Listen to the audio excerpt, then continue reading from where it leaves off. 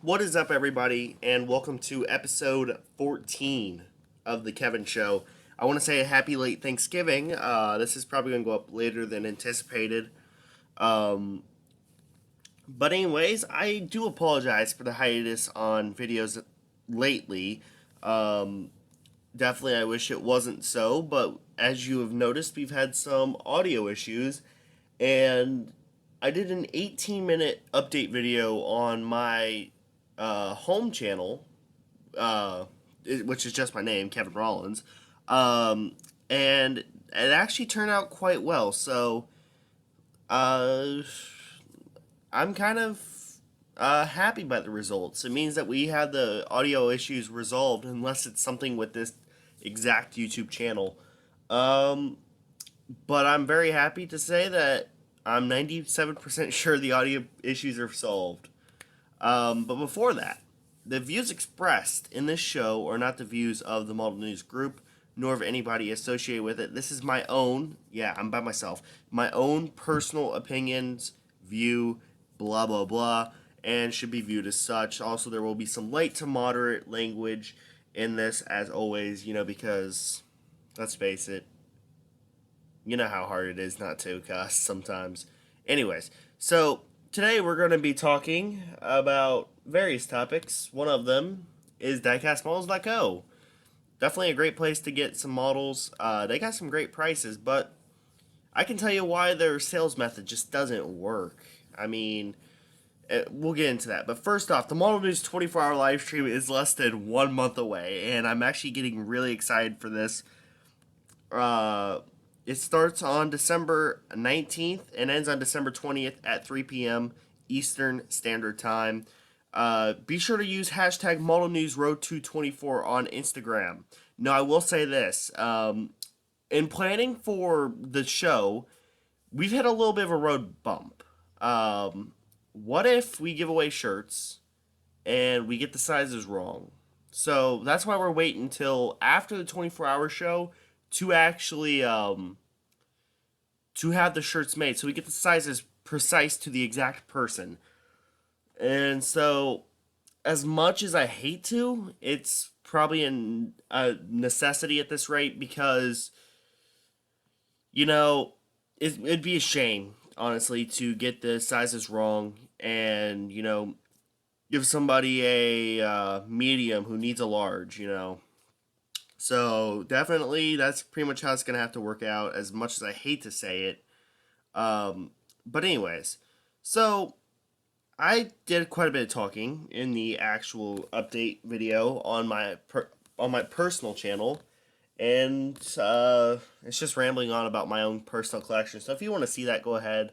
It's pretty much just like this episode or episode 1 and 2 of the Kevin Show. And it's funny enough that this is the first time in probably 2 months. Again, I'm guessing 2 months that I have been on the show by myself. It's not that we don't have enough guests. It's not that at all. It's actually the fact that we have too many guests line that want to be a part of it. So right now I'm just doing this one so I can actually say something. Now the last episode featured Diecast Construction Page, and there was quite a bit of ranting. And if you were offended by that, I'm sorry. I actually am. Like I said, those are not the views of the Model News Group or anybody associated with it. So, just because it's on the channel doesn't mean that, the Model News Group believes in it. That's like going to pretty much any radio station. They do have that disclaimer that the views expressed in the show are not the views of the station, and that reigns true for us. So, anyways, definitely I hope you got fat as fuck from your little, well, you know what I mean. I hope you got fucking full as hell from Turkey Day, and I hope you had a great time with your family. And well, guys, I'm gonna be honest. It's now time to start putting up Christmas decorations. Here at the Model News headquarters in Indianapolis, we have our decorations up, and it looks pretty swingly good.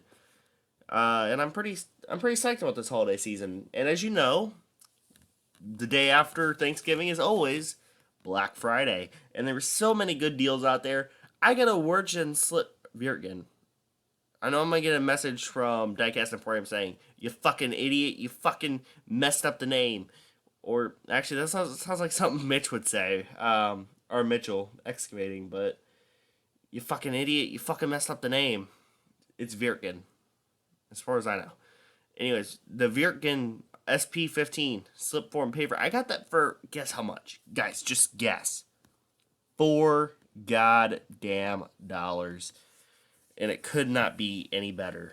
So, and also I got the 4100 extension kit for, guess how much? $25. It's not, that's great, because it usually goes for like what, 150? I'm guessing that's like 85% off, which is amazing. I'm gonna paint it black and fit her on the Kokosing over there. Paint her some gloss black, and do what she got to do. So, anyways, man, I am really psyched for this holiday season. I got the Cat 340 DL coming in, as well as the weird ass looking material handler thingy over there. It looks cool though, I can say. It's been on my want list, and I really wouldn't get it at its full pricing. It's like $90, $110, something in that range. And honestly, I couldn't see myself getting it, but at its sale price, which was like 45 something, I couldn't pass that up. Just like the 775, that went for fucking $47, and it's usually a lot more, and it's a pretty good sized dump truck. So, I could not pass that up. Which leads me to what I was going to say about diecastmalls.co. Yes, they make stacks upon stacks of money throughout the year, and they have really great prices and a really good selection. There is no denying that diecastmalls.co is pretty much the king. But when it comes to this sales stuff, they do go a little bit extreme, They were selling those TWH cement mixers for their retail price is $220, which they're not worth it in the first place. I mean, let's face it. They're a decent amount plastic, but they are detailed. I will give them that. But they were giving them away for free, and I got 4 of them that way. Now let's put it this way. I'm gonna try to give you an example, but first off, models that, for example, the Tonkin 627K scraper. It doesn't actually cost. Better example, an Apple iPhone. It does not actually cost $700 to make.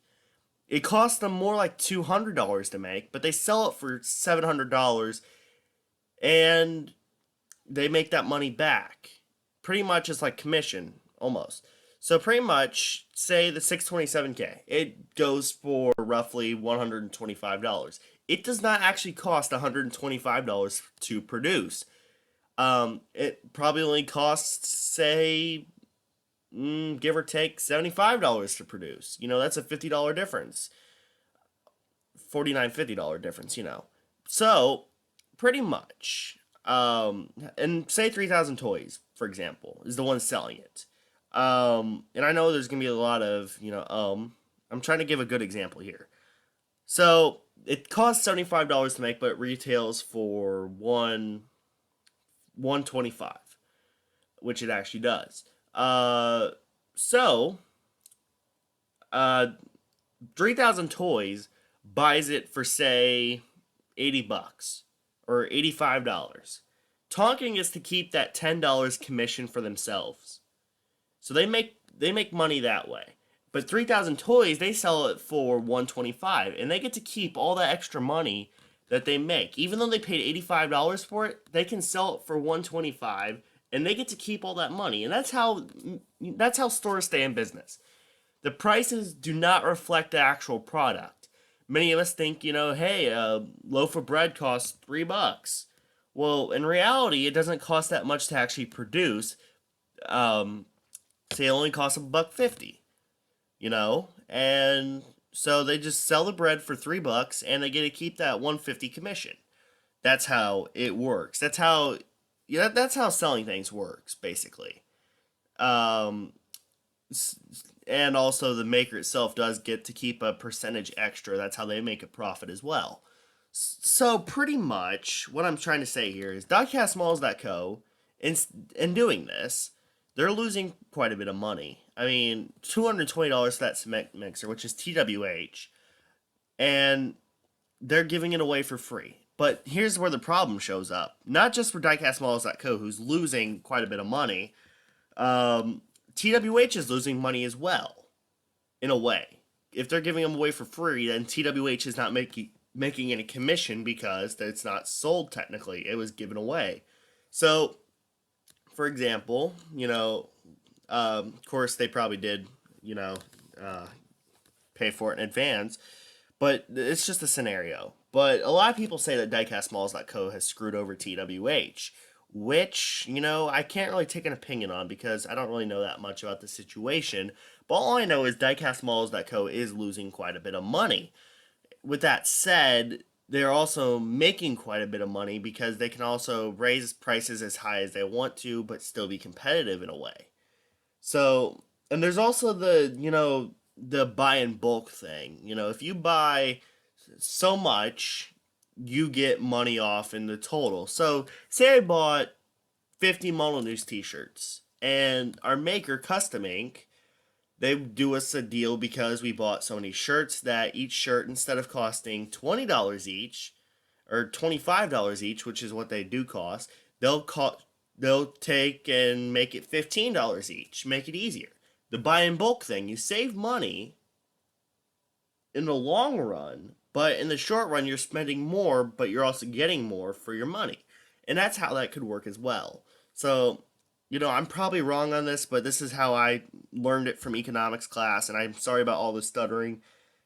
It's just hard to get good examples of this stuff out there. But, anyways, the $4 slip form paper did not come from diecastmalls.co, by the way. And actually, reward points did also play a factor into it as well. So, yeah. But there has been a lot of good Black Friday sales. So, I hope you guys got something really good. I hope you got something really nice, and I can't wait for the Christmas season. Be sure to, if you're watching this and you actually have a YouTube channel, be sure to upload an unboxing. I love watching unboxings personally. A lot of people some people think they're boring, but honestly, a lot of people do watch unboxings. A small percentage think they're boring, but quite a few people do like to watch them, like myself. So, yeah, just keep that in mind. People do like to watch unboxings. I know I've been terrible about unboxings, but I'm going to try. Storage space has been really a biatch. But anyways, the K Cup of Joe will be coming back here this weekend. We're actually gonna record it tomorrow night or tonight or whenever. Right now it's Saturday, so 3 a.m. So we're gonna be recording it tonight, and then it'll be uploaded for Sunday. And also, Model Source with McLean will be back this week as well. We've been sorting out our audio issues, which, you guys probably know about. So, yes. Now then, I've ran into the scenario. Haven't you ever, driven past something almost every day, and now you even realized it was there? I mean, come on, say, there's this mini excavator tucked behind some weeds and stuff, and you've never noticed it until it gets pointed out to you, and you're like, oh fuck, how long has that been there? Because it's been right in front of my face the entire time, but I've never noticed it. And that's how I felt. I actually found a abandoned airport. As funny as that sounds, I found an abandoned airport. Funny enough, I like to keep tabs on my town's Facebook page for all the updates and stuff, and it also gives me some good pointers on where construction sites are. It gives me pointers on where municipal sites are starting up and all that. And I actually found out that there's an airport that's being sold, an older abandoned airport that's being sold, and I never really thought that there was an airport there. Lately, I've been scrolling past on Google Earth for a couple years at least, in school, just sitting there messing around on Google Earth, and I just never noticed it. But there is an airport, and now that I see it, I can't look past it. But yet before, I've never seen it, so it's one of those scenarios. But on to the next thing. Holy crap, guys! It snowed for the first time last week. Last Saturday, it snowed, guys. I mean, we're getting close to the end of 2015 for Christ's sake, and it's sad. this year has gone by so fast. Like, I'm not even kidding. Like, it seems like last week that the roundabout site started. Back on April 7th. Technically April 6th, but April 7th is when they actually started doing shit besides playing around in the excavator. By the excavator, I mean the CX240. Um, Man, it seems like forever though, man. I'm being honest. Seems like forever ago. Wow. Let me put it this way. It doesn't seem like that long ago since the year started, right? I mean, it's been one hell of a year though, and it seems like forever since I've had this good of a year. That's what I was meaning to say. Um, as much as I am probably fucking this up right now, you know what? I can't. I don't want to do a take two because that's the problem. We like to go back and try to correct our previous mistakes, but we have to embrace them and we have to look forward and move on. And I know that I put a lot of emphasis on the original site where I got the walk-arounds and all the TS14, and I got made fun of because I won them because I didn't know a couple terms or whatever. And you know what? I mean, I was pissed off about it and I was hurt by it, but you know what? I just gotta look forward. And so there's a little bit of words of wisdom there. But anyways, so off the last rant, there was a couple things we could take off of that. Definitely, if you watched it and you stuck through the entire thing, holy fuck, man. And if you didn't, I mean, I don't blame you. Honestly, it was long, overdrawn, and I don't know, it just wasn't fitting. Just being honest here, just a bit of honesty. But I think Patrick did a fucking phenomenal job of really pouring salt into the wound and then stitching it up. I mean, let's face it. There was a lot of words of truth in that one. Um, and you know what? Funny thing is, though, I haven't heard anyone say that they're gonna quit anymore because the fact is, if you say you're gonna quit, you got to sit there and ask yourself, do I really do I like the community or not? If you're gonna threaten to quit, because honestly, in my opinion, if you threaten to leave, then you're not serious about the community. You're just here to fucking cause bullshit. So, just my opinion on that one and my final say. Anyways, I also want to say that maybe I haven't been uploading on Instagram as much as I'd like to, and that's been a problem because my phone sort of went fucky ducky and died. So, with that, I don't. God, I hate that phone. I like iPhones, but I hate that one phone because it's nothing but trouble. It's always caused me issues. The charger port went out on it. Then the battery started fucking up. It went from like 36 to 1 in like a second. Like, just this weird shit that happened to it. And it's just now just died. So, you know what? Rest in peace. I'm probably just going to bury it and go get a new phone. End of story right there. Right? Yeah. But anyways, I know this is an equipment related talk show, so let's talk about this Deer 44E, 444E, triple four E, or 440 or 444E. Yeah, it's getting up there in age. It looks quite. The paint looks quite good. Tires look a little bit dusty. The bucket has some scratches on it. Okay, fuck that. So, anyways, next subject. The Tonkin 627K scrapers.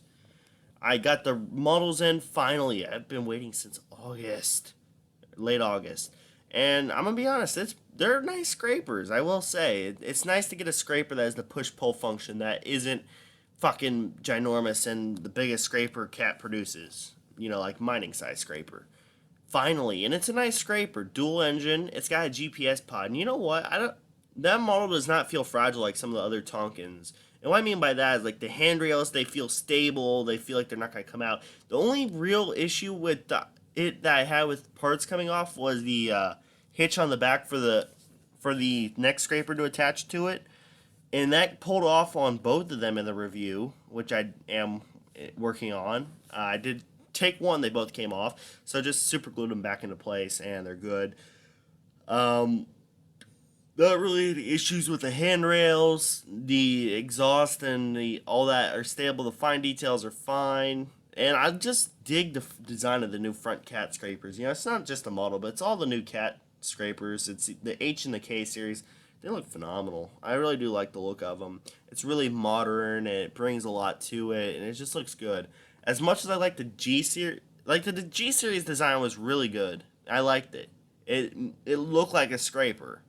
But now we're moving away from the more conventional stuff that we're used to, and like it or not, it's going to grow on you anyways, because there is this fact that, this is the future, and this is what future machines are going to start to look like. I mean, look at the Cat 336E. I was not a fan of that at all. Not at all. Um, when it first came out. But yet now it's grown on me, and I actually do like it now, and it looks pretty cool and all that. And the E and F series, they look good. And it's hard to believe that we're in the F series, in the E series. Ladies and gents, go back 4 years, 5 years. The D series was the latest series. And now we have the E, which was very short term because of the Tier 4 interim. And now we get the F series with the Tier 4 final. Really hard to believe that we've gone through 2 series in a couple of years. And what's happened since the beginning of the E series is phenomenal. There's been a lot of changes, really, and time does go fast. Let's put it this way: when the E series was introduced, I had 3 subscribers on YouTube. I had a 30-piece collection. Sal still uploaded every couple days. Mike Rabbit Smeller, since I don't know how to pronounce his last name properly, I still love to have him on the show. He did Dio still. 430 Bobcat still constantly uploaded. Cat 963D still did custom work. Trash Lover 9 was just starting out Model Chat, which is the predecessor show.